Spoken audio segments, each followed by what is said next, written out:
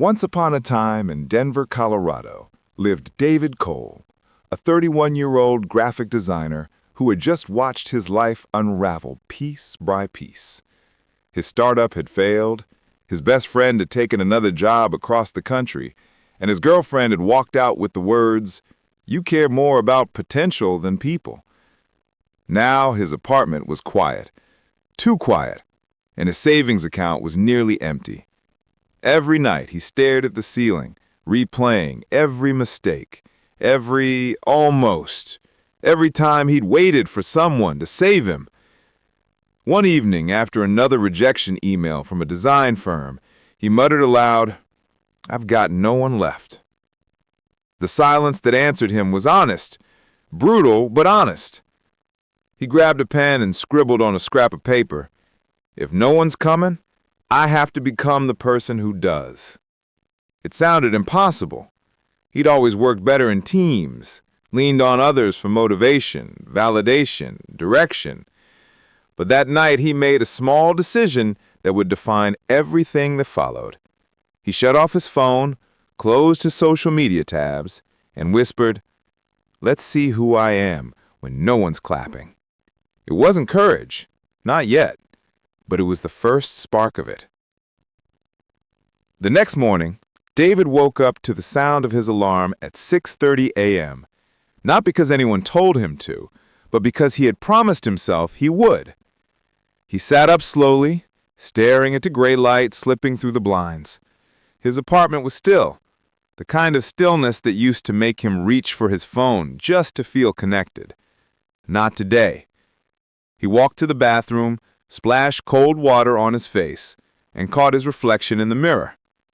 He looked tired, unshaven, unsure, but also unfiltered. For years, David had tied his motivation to other people, partners, teammates, followers, likes. When they disappeared, his drive went with them. Now there was no one left to applaud, to text, to check in. Just him. He looked himself in the eye and said out loud, "You're all you've got, and that's enough to start." Then he made coffee, opened his laptop, and created a new folder called Rebuild. Inside it, he listed 3 goals. 1. Find steady freelance work. 2. Exercise every day, no excuses. And 3. Learn one new skill that scares me. Simple. Achievable. His. By noon, he had sent out 5 pitches to local design agencies. He didn't know if anyone would reply, but that wasn't the point. The point was, he was moving again. That evening, instead of scrolling through social media and comparing his life to everyone else's, he walked through the park near his apartment. The trees were bare, the air sharp, but he felt something he hadn't felt in months: control. Back home, he opened a small notebook and wrote, "Today, I showed up for me." Maybe that's how you start winning. Alone. He closed the notebook, turned off the lights, and smiled faintly. For the first time since everything fell apart, he wasn't waiting for rescue. He was becoming it. By the end of the week, David realized that half of what had been weighing him down wasn't just failure, it was noise. He used to live on notifications, emails, group chats, social media updates, constant comparisons. His phone had been a lifeline and a leash. So one Friday evening, he did something radical. He deleted every app that wasn't essential. No Instagram, no Facebook, no endless news feed. At first, it felt like cutting oxygen. Then, it started to feel like breathing again. Without the background hum of everyone else's lives, his own thoughts grew louder, uncomfortable but clear. He went for a run through downtown Denver, his breath visible in the cold air. Every step pounded out a truth. I've been measuring myself against people who aren't even watching me. When he got home, sweaty and exhausted, he turned on some soft music, made dinner, and ate alone without his phone beside the plate. It was strange how quiet could feel so heavy and so healing at once. That night, he opened his notebook and wrote, "Silence is uncomfortable because it forces honesty. The moment you stop hearing everyone else, you finally hear yourself." He noticed something new, too. Clarity. Ideas started flowing, designs he wanted to create, side projects he'd abandoned, goals he had buried beneath distraction. He wasn't there yet, but he could see it now. Winning alone wasn't about beating the world. It was about reclaiming focus from the noise. He smiled to himself, closed the notebook, and whispered, "Let's keep it quiet a little longer." The world outside was loud as ever, but inside, for the first time, David was learning how to listen. The following week, David decided he wouldn't chase big victories anymore, not yet. He had spent years aiming for massive goals, only to burn out when they didn't happen overnight. This time, he wanted to learn how to build momentum. He made himself a rule: every day, win one small battle. Day 1. He woke up early and made his bed. It seemed trivial, but when he came home that night, the sight of order where there used to be chaos felt like a quiet pat on the back. Day 2. He sent 3 more freelance proposals. No expectations, just effort. Day 3. He jogged 2 miles without stopping for the first time since college. Day 4. He cooked a full meal instead of ordering takeout. Each check mark on his list was tiny, but together they started forming something powerful: proof. He realized that winning alone wasn't about beating the world.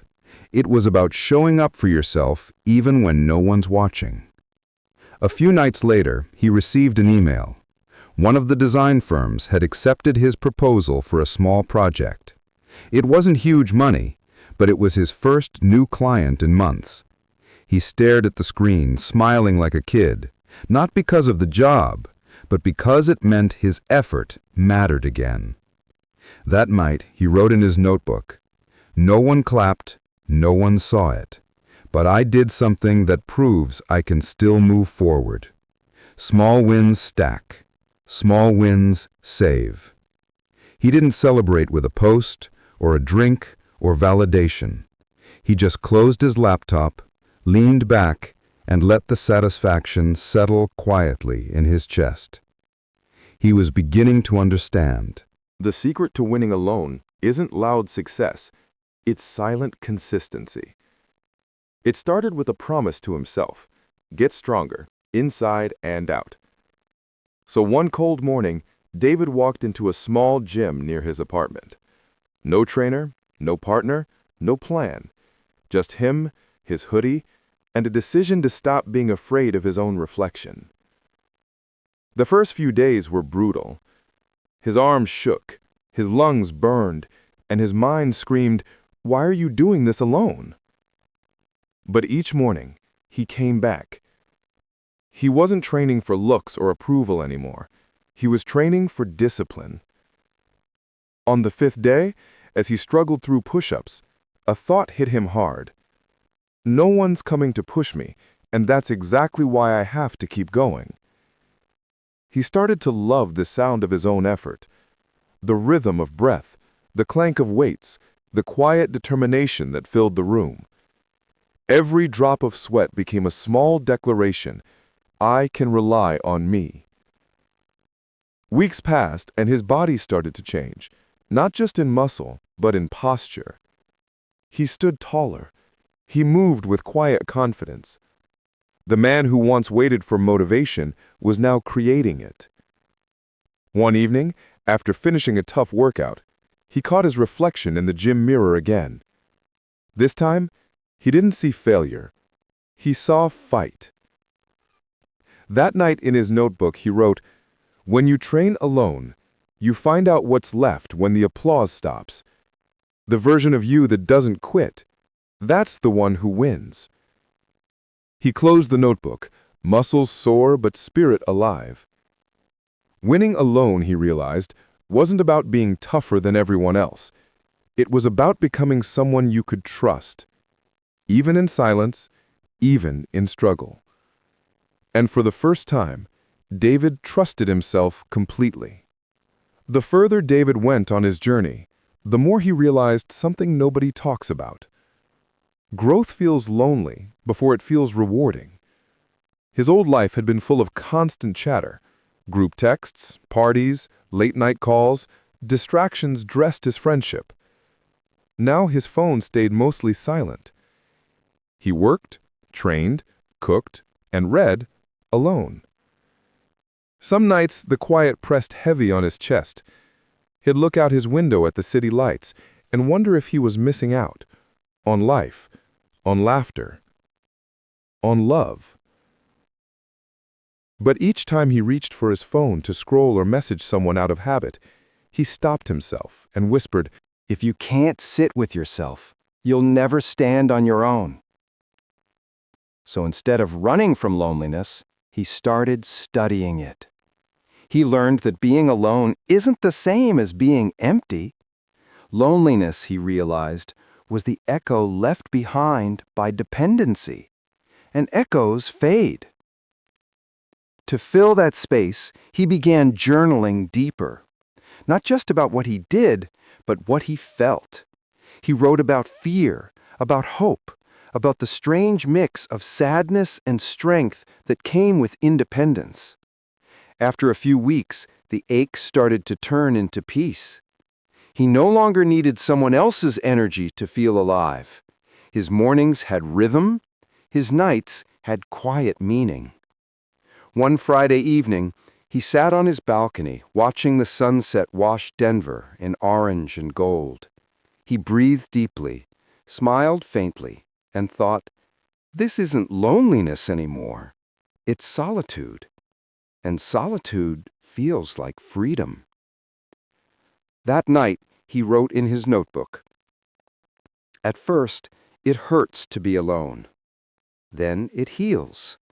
Then it becomes your power. He closed the notebook slowly, feeling stronger than he had in years. He wasn't afraid of the silence anymore, because he'd finally met himself inside it. By now, David had built a rhythm, quiet, consistent, and almost sacred. He woke up early, worked out, ate clean, and spent his afternoons designing or studying new techniques.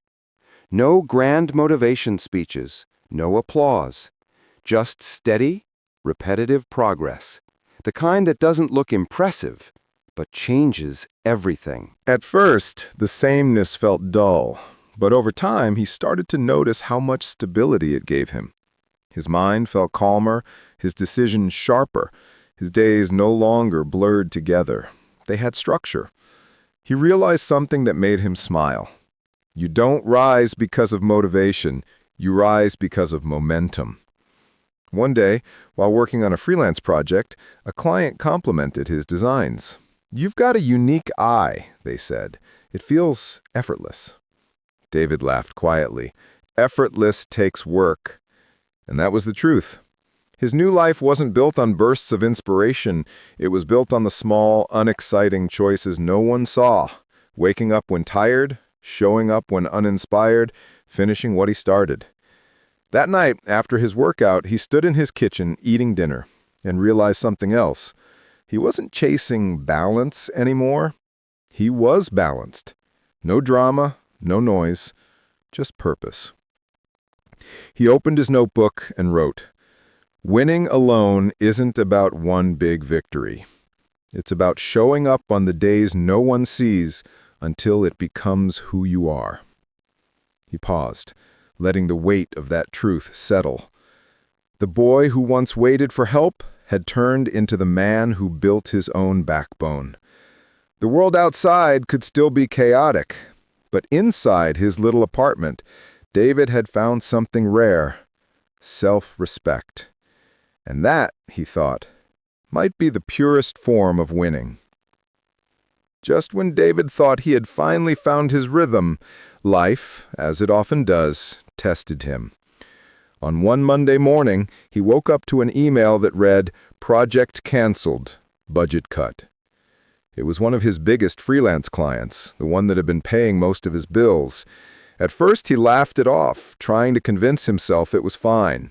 But by evening, the familiar whisper of doubt crept in. What if I can't keep this up? What if I've built nothing? The silence that had once felt peaceful now felt sharp again. He found himself pacing the apartment, checking job boards, refreshing emails, waiting for a sign that everything would be okay. None came. That night he sat on the edge of his bed, head in his hands, and muttered, "Maybe I'm not as strong as I thought." Then he looked up, his gym shoes sitting by the door, his notebook open on the desk, his vision board taped to the wall.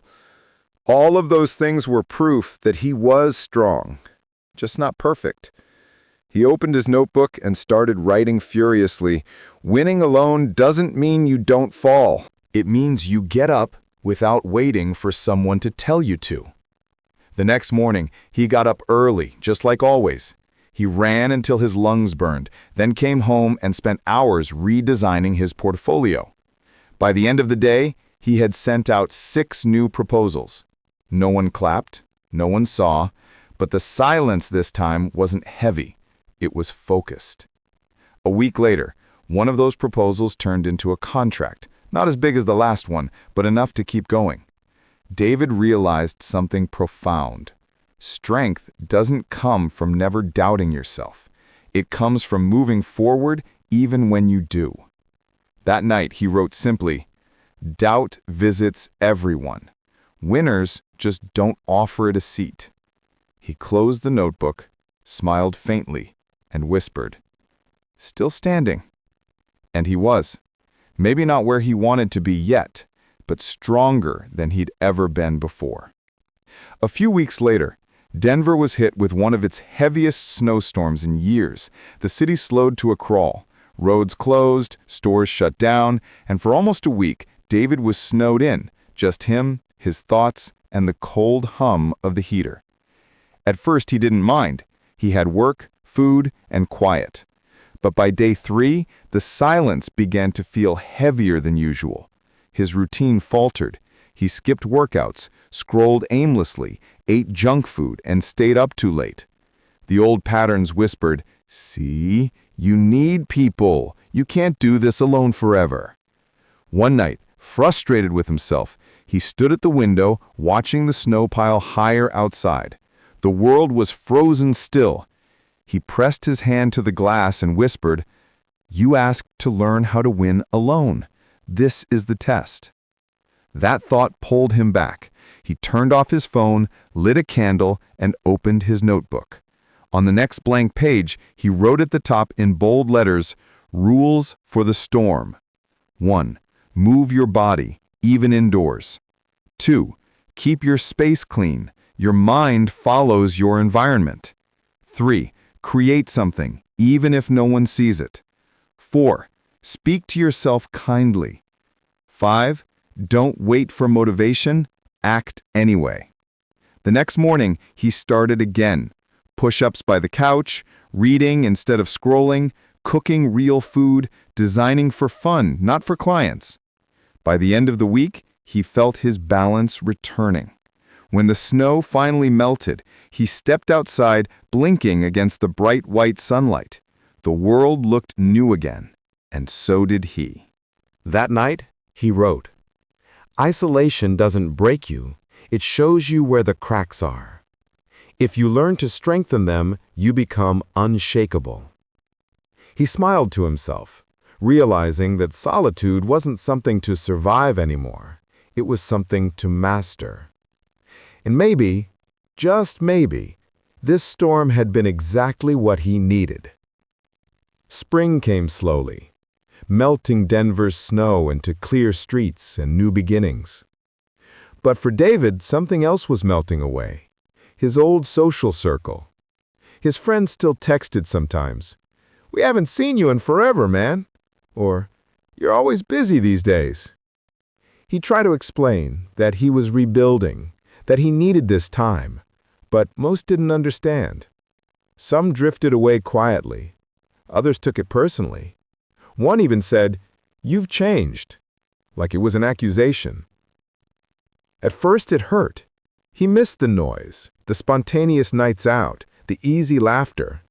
But as the weeks passed, he started to see it differently.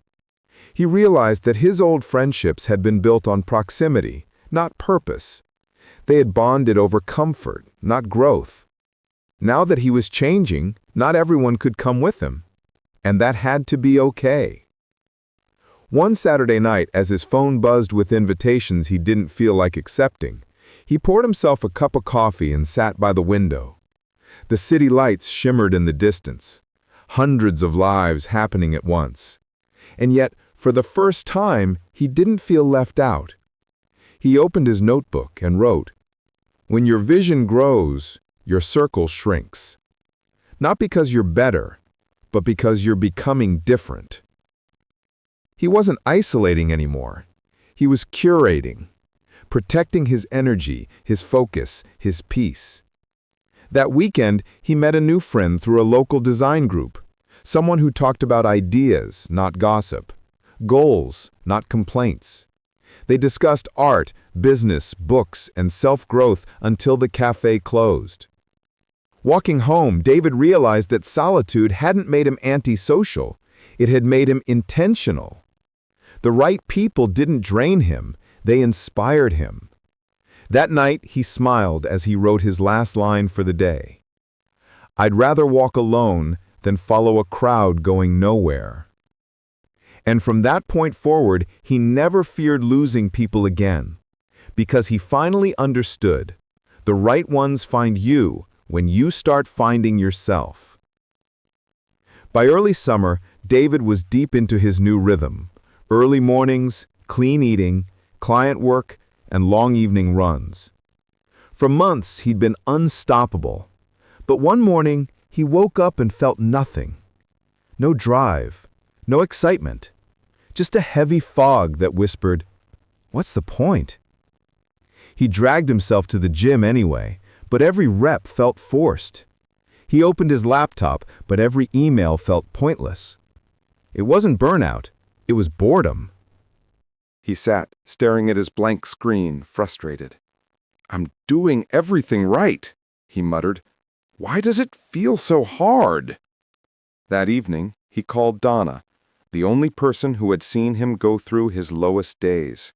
She listened quietly as he vented. Finally, she said, "Discipline doesn't stop being discipline when it gets dull, David. That's the test.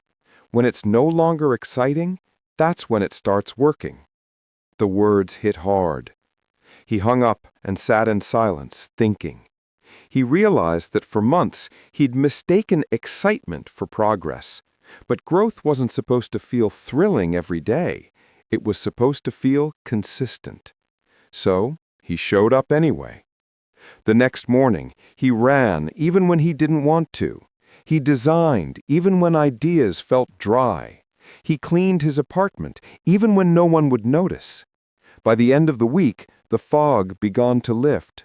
Slowly, rhythm replaced resistance. He opened his notebook and wrote, "Discipline doesn't always feel good. It feels right, and that's enough." He paused, smiling faintly. It occurred to him that maybe winning alone wasn't about fireworks or breakthroughs. It was about building a foundation strong enough to outlast emotion. When you keep going after motivation dies, you don't just build skill, you build character. That night, he whispered to himself before bed, "Keep showing up. The feeling always follows the effort." And with that, he turned off the light, content in the quiet power of persistence. A few months later, David caught himself doing something strange. He was smiling, for no reason. It wasn't the big, showy kind of smile that comes from good news or praise. It was quieter, the kind that sneaks up when you realize you've become someone you used to look up to. He was finishing a workout one morning when he caught his reflection in the mirror. His shoulders were stronger, his face leaner, but what stood out most was the calm in his eyes. For years, he'd measured success by other people's reactions, likes, compliments, validation. Now his success was something private, something internal.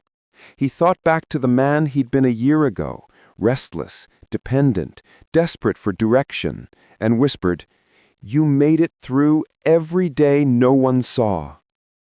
Later that week, he got a message from an old coworker. "Man, you've disappeared. What's your secret?" David typed back simply, "Learning to clap for myself." He didn't mean it arrogantly. He meant that he no longer waited for permission to feel proud. That weekend, he took himself out to dinner, not to celebrate a deal or a milestone, but to honor effort. He sat by the window, enjoying a quiet meal, people watching, grateful that solitude no longer felt like punishment. When he got home, he opened his notebook and wrote, "Progress isn't loud. It's the peace you feel when you realize you never trade who you are now for who you were." He closed the notebook and laughed softly. Winning alone didn't mean isolation, it meant independence. And independence, he now understood, was the purest kind of power. For the first time, he didn't need anyone to tell him he was doing okay. He knew. Success, even quiet success, has a way of drawing attention. As David's design work started gaining recognition online, old acquaintances began resurfacing. People who hadn't called in months were suddenly checking in. One even said, "Man, I knew you'd bounce back. We should work together sometime." Part of him wanted to say yes. After all, the old David would have jumped at the chance to belong again, to be seen. But another part of him, the part that had rebuilt himself in silence, whispered, "Don't trade peace for validation." One afternoon, he met a former colleague for coffee. Within 10 minutes, the conversation shifted from catching up to competition. The guy bragged about new clients, bigger contracts, higher pay. David just nodded and smiled. When asked, "So, what are you doing these days?" David replied calmly, "Building something small but solid." The man smirked. "You could do more if you just networked better." David didn't argue. He didn't need to. He'd already learned that some people measure progress by noise, others by peace. That evening, he walked home through the city streets, phone buzzing with messages, offers, invitations, and yet none of them called to him. He had built a life that didn't need to be broadcasted to feel real. At home, he opened his notebook and wrote, "Winning alone means knowing the difference between opportunity and distraction. Not everything loud is success. Some things shine just to blind you." He closed the book, turned off his phone, and made tea. The quiet that once scared him now felt sacred. The isolation that once broke him now protected him.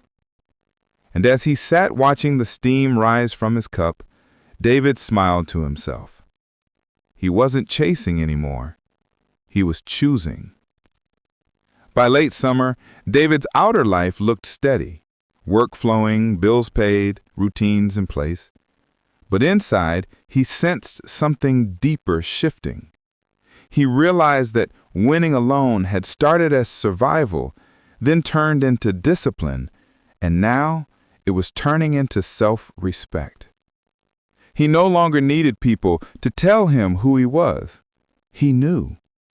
He no longer apologized for saying no. He understood boundaries weren't walls, they were filters.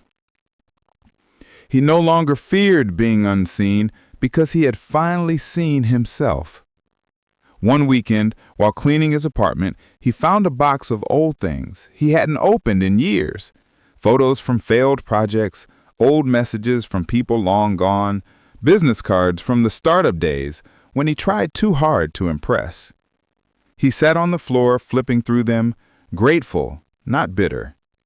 Every piece of the past had shaped him, but none of it defined him anymore. He whispered quietly, "You did your best with what you knew back then." Then he threw away what no longer belonged, both the papers and the shame. That night he took a long walk through downtown Denver. The city lights reflected on wet pavement, and for once he didn't feel like he was chasing life. He was in it. Calm, grounded, awake. He thought about how people always talk about building businesses, wealth, status, but no one talks about the most important rebuild of all, yourself. When he got home, he wrote in his notebook, "You don't really win alone until you rebuild who you are. Not the version the world expected, but the one you finally believe in." He closed the notebook, feeling the weight of truth settle softly in his chest. Winning alone, he realized, was never about being untouchable. It was about being unshakable. And he was finally getting there. By autumn, David had achieved something most people never do: external stability and internal quiet. But there was one battle still left to win, the one inside his own head. Some mornings, the voice of self-doubt would sneak back in. "You're behind. You should be further by now. Look how much others have done." Those thoughts used to break him. Now, he meant them differently. He'd pause, take a deep breath, and answer back out loud. "Maybe, but I'm still here, still building, still showing up." He started calling this practice mental sparring. Every negative thought was a training partner, not an enemy, but a test of endurance. Whenever he felt comparison creeping in, he reminded himself of how far he'd come since the nights he couldn't even get out of bed. He no longer measured success in money or milestones, but in peace per day. One evening, after finishing a design project, he sat on his balcony, Denver lights flickering below him. He thought about how strange it was. The world teaches you how to work with others, but never how to stand with yourself. He opened his notebook and wrote, "Winning alone is an inside job. You don't conquer the world, you conquer the noise inside you." The next morning, he felt something different when he woke up. Not motivation, but mastery.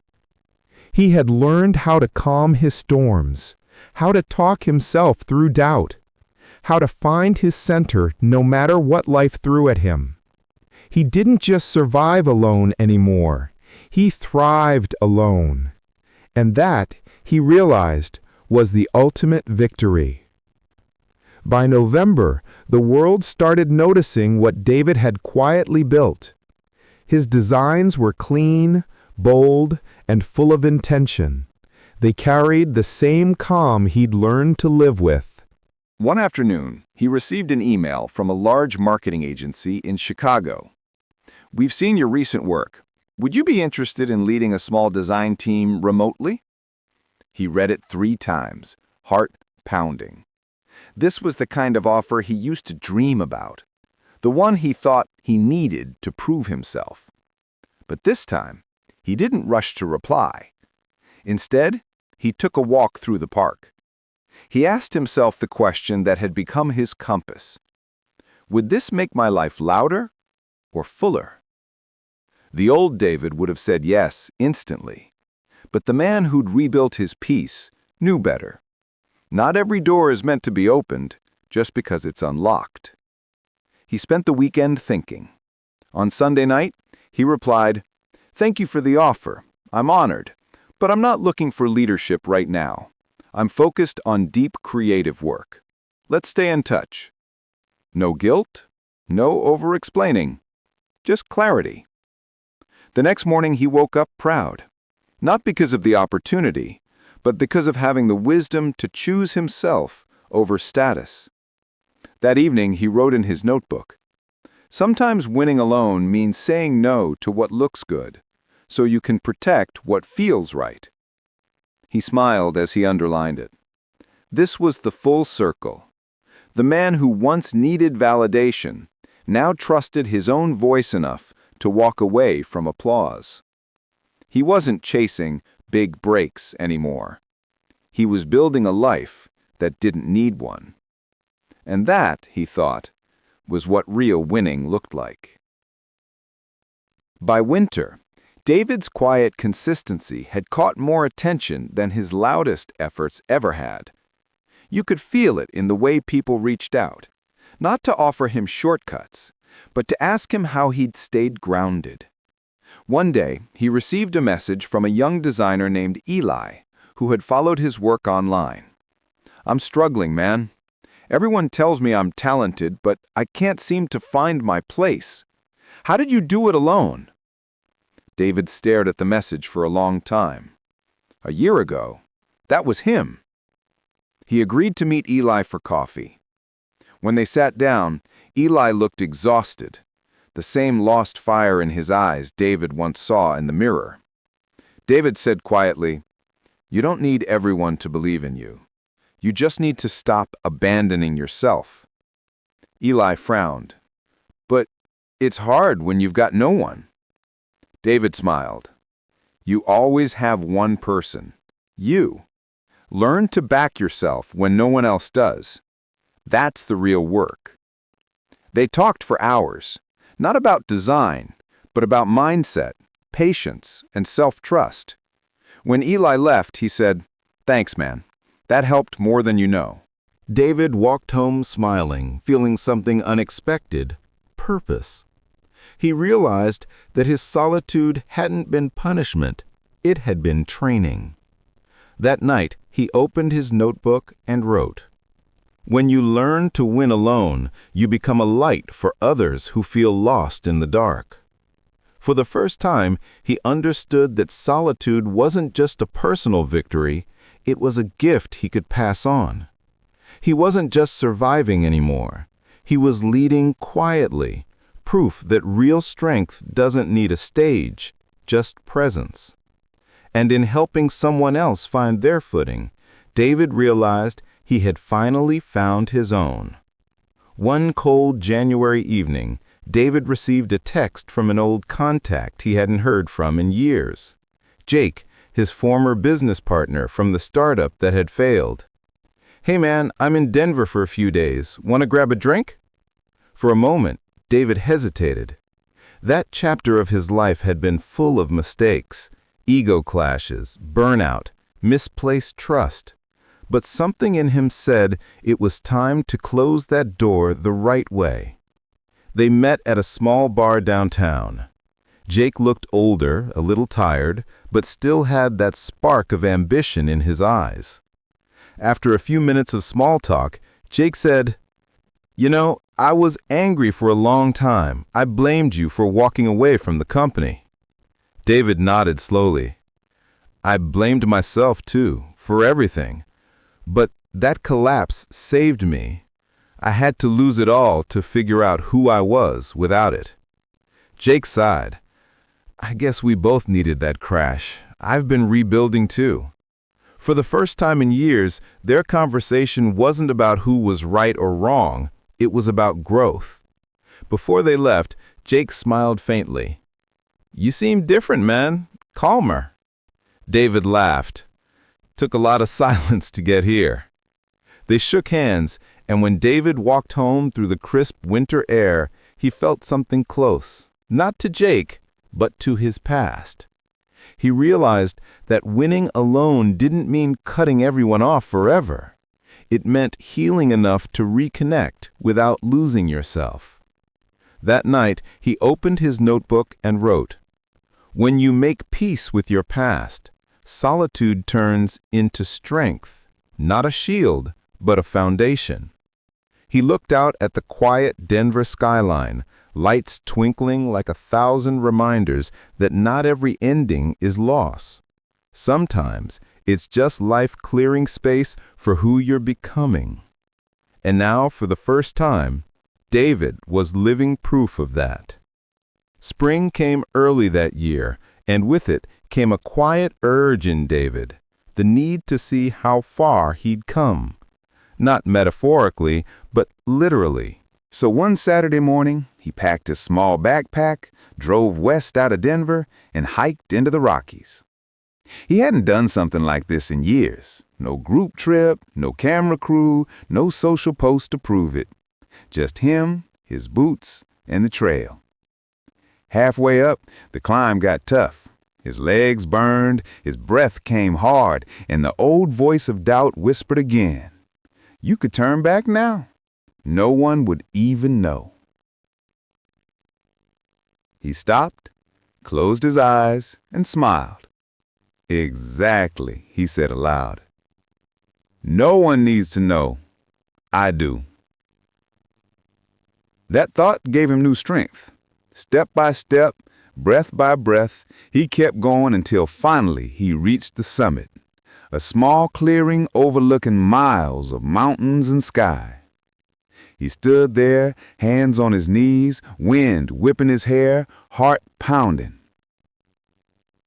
Below him stretched the city where he'd fallen apart, rebuilt, and risen again, one quiet day at a time.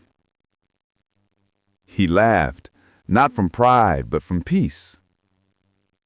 He sat down, took out his worn notebook, and wrote his second-to-last entry. This view isn't the reward. The climb was. Every lonely step, every quiet morning, every no one heard, that's what made me. I didn't win the world. I won myself. He closed the notebook and let the wind turn its pages for a moment, a reminder that life moves on, but the lessons stay. As he started his descent, he felt something inside settle, not a victory high, but a deep, grounded peace. For the first time in years, he didn't feel like he was walking alone. He was walking with himself. Weeks passed after that hike, and life settled into its calm rhythm again. David's days were full, but unhurried. Morning workouts, steady work, good food, clean peace. The noise that once defined his life was gone, and for the first time, he didn't miss it. One evening, he met Eli, the young designer he'd mentored, for coffee. Eli grinned as he showed him new work on his laptop. You were right. When you stop waiting for people to push you, everything changes. David smiled. You didn't need me to tell you that. You just needed to see it for yourself. They talked for a while, and when Eli left, David sat alone by the cafe window, watching the city lights flicker on one by one. He realized he had come full circle, from the man who needed saving to the man who quietly helped others stand. When he got home that night, he opened his notebook to its final blank page. He thought for a long moment, then wrote, "To win alone is not to be alone. It's to know your own strength so deeply that you never fear losing anyone or anything again. It's to stand steady in the storm, calm in the crowd, and whole in the quiet." He closed the notebook, the same one that had carried every version of him, and placed it on his desk. The wind outside rattled the window slightly, but inside, everything was still. He made himself a cup of tea, stood on his balcony, and looked out over Denver's sleeping skyline. He whispered to himself, not as a promise, but as a truth he'd earned. I didn't need the world to see me win. I just needed to see it myself. And with that, David smiled. Not the smile of victory, but the quiet peace of someone who had finally learned the hardest, most beautiful lesson of all. You are never truly alone once you've learned to stand with yourself.